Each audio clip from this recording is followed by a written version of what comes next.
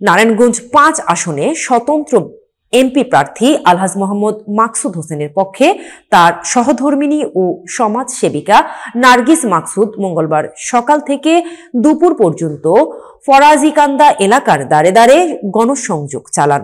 বন্দর প্রতিনিধি সাজিদ হোসেন কিবরিয়া জানান, তিনি নারী পুরুষ সহ স্থানীয় পথচারীদের মাঝে লিফলেট বিতরণ করেন এবং তাদের সঙ্গে কুশল বিনিময় করে প্রার্থীর জন্য দোয়া ও মূল্যবান ভোট প্রত্যাশা করেন। এ সময় উপস্থিত ছিলেন স্থানীয় শুভাকাঙ্ক্ষী এবং কয়েকজন কর্মী ও সমর্থক।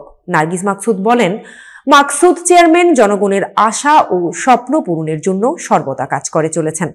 স্কুল, রাস্তা, মসজিদ, মাদ্রাসা সহ ধর্মীয় প্রতিষ্ঠানগুলোর উন্নয়নে তার অবদান অসামান্য। জনকল্যাণে কাজে তিনি কখনো খালি হাত ফিরিয়ে দেন না। তিনি সেবার পরিধি সিডার ও সমগ্র বন্দরে বিস্তার করতে চান।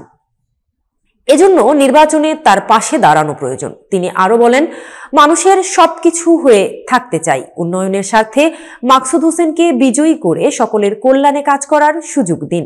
বন্দর থানা ও স্থানীয় এলাকার বিভিন্ন শ্রেণী পেশার মানুষ এই গণসংযোগে অংশ নেয়।